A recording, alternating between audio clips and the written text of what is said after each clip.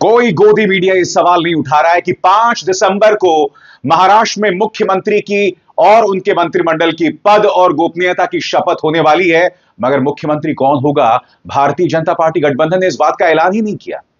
यह माना जा रहा है कि मुख्यमंत्री देवेंद्र फडणवीस हो सकते हैं, मगर आप जानते हैं भारतीय जनता पार्टी कैसे काम करती है। अब तक मुख्यमंत्री कौन होगा इस बात का ऐलान नहीं हुआ है और गोदी मीडिया इस पर सवाल बिल्कुल नहीं। महाराष्ट्र चुनाव के बाद की तस्वीरें सामने निकल कर आ रही हैं कि किस तरह से बीजेपी के अंदर जूतम पेजार जैसी स्थिति पैदा हो चुकी है।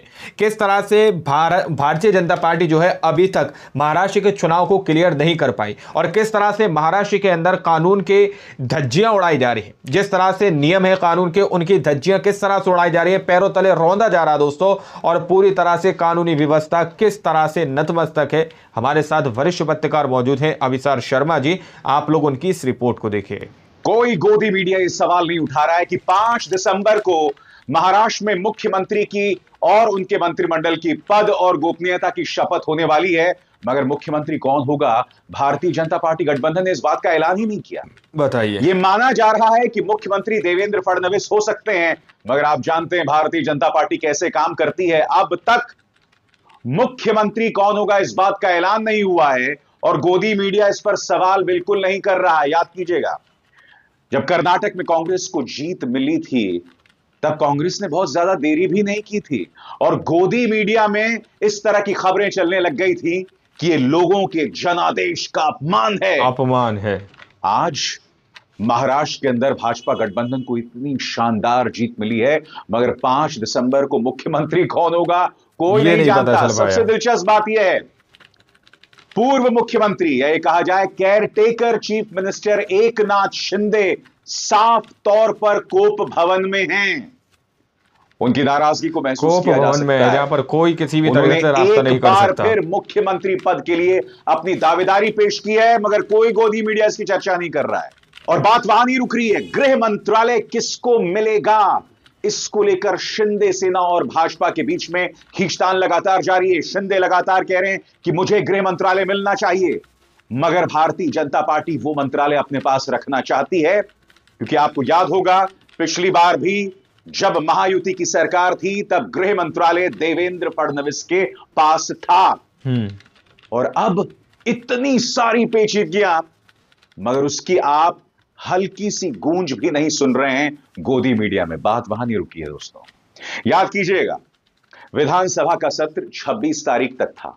कायदे से विधानसभा भंग हो जानी चाहिए थी।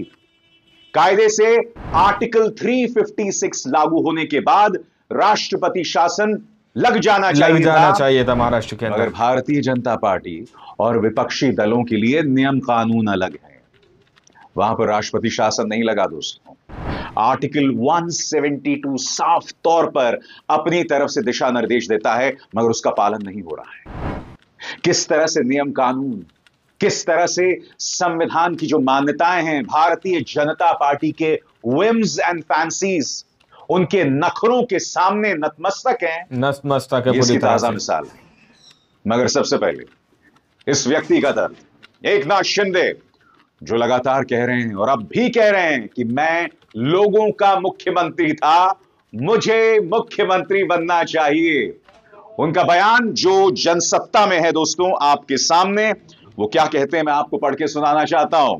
महाराष्ट्र की नई सरकार के 5 दिसंबर को मुंबई के आजाद मैदान में शपथ लेने के ऐलान के एक दिन बाद केयरटेकर चीफ मिनिस्टर और शिवसेना के मुखिया एकनाथ शिंदे ने मुख्यमंत्री पद पर अपनी वापसी की जोरदार वकालत की है। उन्होंने कहा है कि उन्होंने आम आदमी की तरह काम किया, इसीलिए आम आदमी को लगता है कि उन्हें फिर से मुख्यमंत्री होना चाहिए। आपको गौर करना पड़ेगा दोस्तों कि एकनाथ शिंदे यहां क्या कह रहे हैं। यहां पर वो कहीं ना कहीं इस बात की ओर इशारा कर रहे हैं कि भारतीय जनता पार्टी जो अपना मुख्यमंत्री थोप रहा है राज्य पर, वो जनादेश के विरुद्ध है।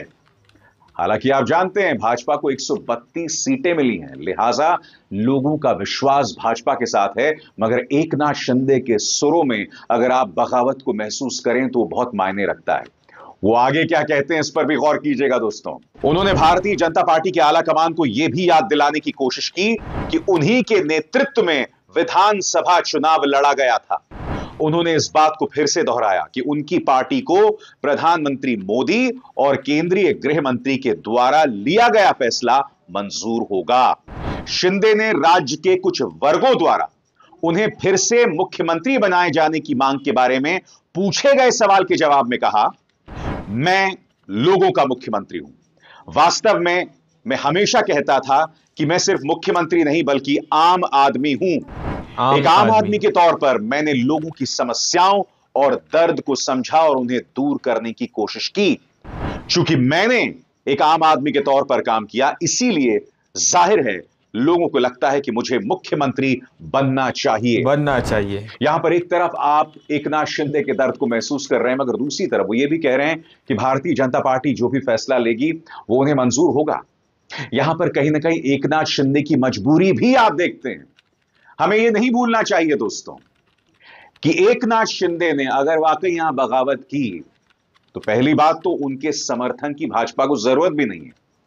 वो बाहर चले गए, भाजपा की सरकार पर कोई असर नहीं पड़ेगा। मगर असली डर या असली दर्द एजेंसीज, याद कीजिएगा आदित्य ठाकरे ने क्या कहा था कि एकनाथ शिंदे उनके सामने आए थे, उनके सामने रोने लगे थे कि मुझे भाजपा गठबंधन में जाने दो वरना ये लोग मुझे जेल में डाल देंगे। एकनाथ शिंदे ने आज तक इस बयान का खंडन नहीं किया दोस्तों।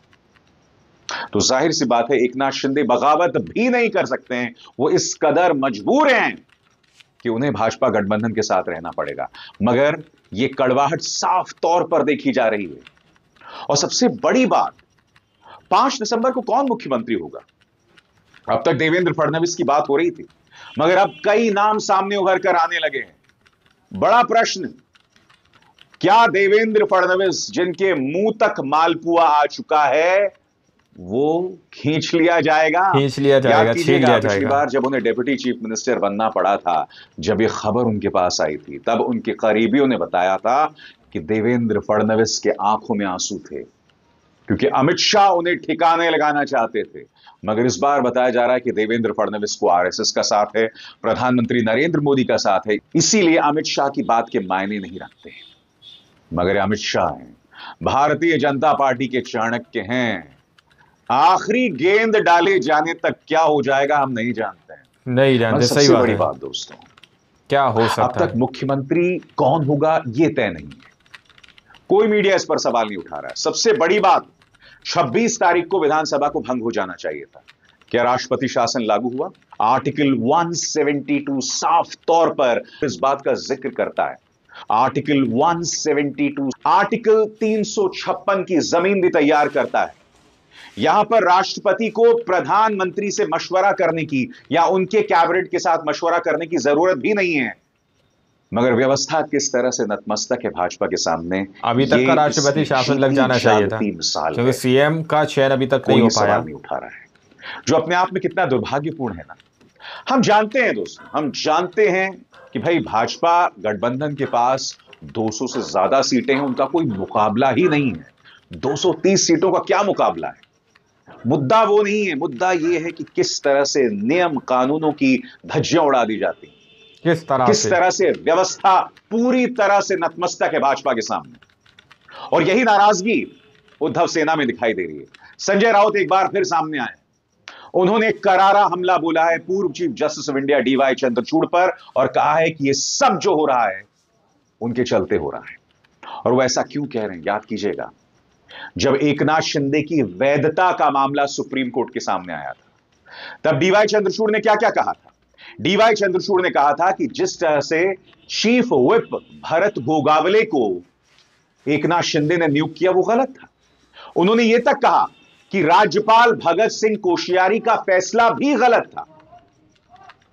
सबसे बड़ी बात, उन्होंने एकनाथ शिंदे की सरकार को अवैध तक करार दे दिया था, मगर फिर भी उनकी सरकार को चलने दिया। इसीलिए नाराज है उद्धव सेना।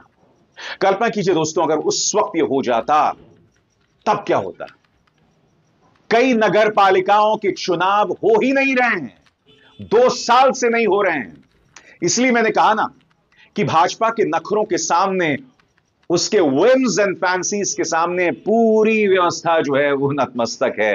Which is such a big tragedy. कितनी बड़ी त्रासदी है अपने आप में। क्या कह रहे हैं संजय राउत आपके स्क्रीन पर।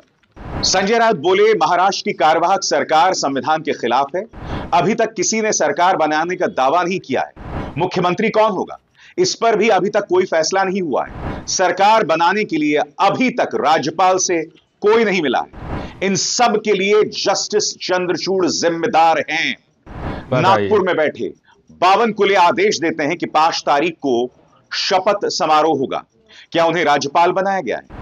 राज्यपाल को यहां राष्ट्रपति शासन लगाने की सिफारिश करनी चाहिए, चाहे अजमेर हो या संभल। चंद्रचूड़ आग लगाने के बाद रिटायर हुए हैं। बताइए, आज देश की जो हालत है उसके लिए सुप्रीम कोर्ट जिम्मेदार है। चंद्रचूड़ को जिम्मेदारी लेनी चाहिए। उनकी नाराजगी वाजिब है। यहां पर वो संभल का जिक्र कर रहे हैं, ज्ञानव्यापी का जिक्र कर रहे हैं, क्योंकि आप जानते हैं कि प्लेसेस ऑफ वर्शिप एक्ट 1991 साफ तौर पर कहता है कि 15 अगस्त 1947 को। दोस्तों, आप लोगों ने इस वीडियो को शुरू से आखिर तक देखा। वीडियो के स्टार्टिंग में ही मैंने कहा था कि किस तरह से महाराष्ट्र के अंदर कानून के नियमों की धज्जियां उड़ाई जा रही हैं, पैरों तले रौंदा जा रहा है दोस्तों। यानी कि पूरी तरह से सरकार के सामने कानून नतमस्तक है। अभिसार शर्मा जी ने कहा है वीडियो के अंदर, साफ तौर पर आप लोगों ने सुना, क्योंकि वहां पर कायदे से अभी तक महाराष्ट्र के अंदर राष्ट्रपति शासन लग जाना चाहिए था, क्योंकि वहां पर अभी तक सीएम का चयन नहीं हुआ। जरा सोचिए कि किस तरह से वहां पर अभी भी राष्ट्रपति शासन नहीं लगाया गया है। इस तरह की बात यहां पर कही जा रही है, और किस तरह से बीजेपी के अंदर अभी तक ये क्लियर नहीं हुआ, लेकिन गोदी मीडिया ये पूछने के लिए तैयार नहीं है। गोदी मीडिया इस पर सवाल उठाने के लिए तैयार नहीं है कि आखिर क्यों महाराष्ट्र के अंदर राष्ट्रपति शासन नहीं लगाया जा रहा, आखिर क्यों कानूनी व्यवस्थाओं को इस तरह से रोका रखा जा रहा है, आखिर क्या किसी के कहने पर हमारे यहाँ का कानून चलता है। जरा सोचिए कि किस तरह की स्थिति आज हमारे देश की हो रही है। आप लोगों के सामने इस पूरी रिपोर्ट को रखा, आप लोगों ने देखा सुना, आप लोग क्या सोचते हैं, क्या समझते हैं, अपनी राय कमेंट सेक्शन में जरूर दीजिएगा। मिलते हैं अगली वीडियो में, जब तक के लिए जय हिंद, जय भारत।